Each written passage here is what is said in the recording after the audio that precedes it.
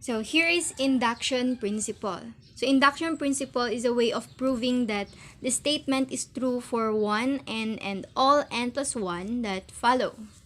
So para mas maintindihan natin at para mas maging clear ito or para mas maging clear ang mga nakasaad dito, let's make an experiment. So let's watch this video. What will happen if we push the first card? So let's see. So they all fall. Now, let's number the card. Begins with 1, 2, 3, 4, 5, 6, and so on. So based from the experiment we did, first we observe that the first piece or the first card falls, of course, because we pushed it. And second, we also observe that if a piece or if a card falls, then the next one falls. Na kung matutumba yung isa, matutumba na rin yung susunod, yung susunod, yung susunod, at susunod. Therefore, they all fall. Matutumba silang lahat.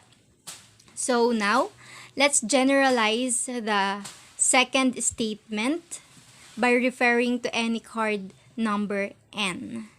So, number 2, if card n,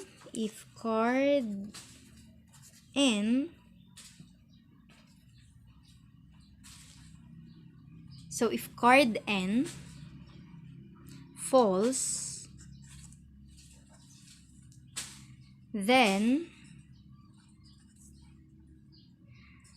the next one n plus 1 falls. So these are the statements we have. So eto siya, nire-write ko siya, pero ang kinuha kong statement number 2 is yung naka-generalize. So now we are ready to introduce the induction principle. This is similar of what we did in the experiment. So instead of cards, we have set of properties, one for each natural number. So we have P1, P2, P3, P4, and so on. So this is similar to the cards in the experiment. So P1 is like the first card, P2 is like the second card, P3 is like the third card, and P4 is like the fourth card, and so on. So now, let's look at the statements a while back. So the first statement, the first piece or card falls. So based from the experiment we did, is it true that the first card falls? Yes. Of course, because we pushed the first card. So the first card falls. So P1 is true. Second, so let's look at the second statement. If card n falls, then the next one, n plus 1, falls. So, is it true based on the experiment?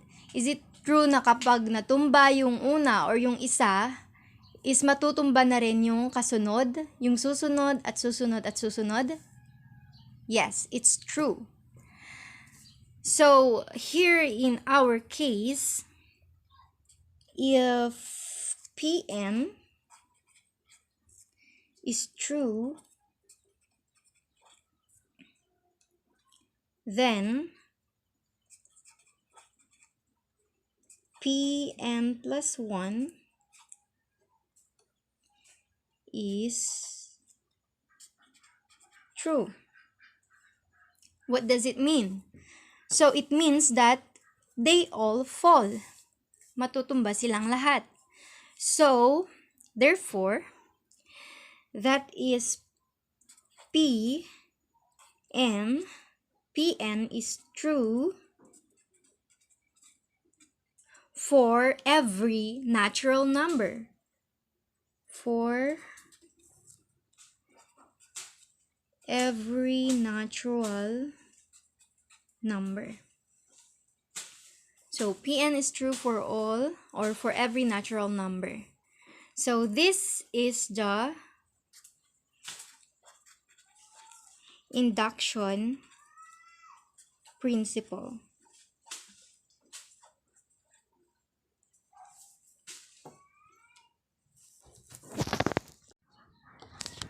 As what I have said a while back about dun sa first part, dun sa definition ng induction principle, so it is a way of proving that the statement is true for one n and all n plus 1 that follow.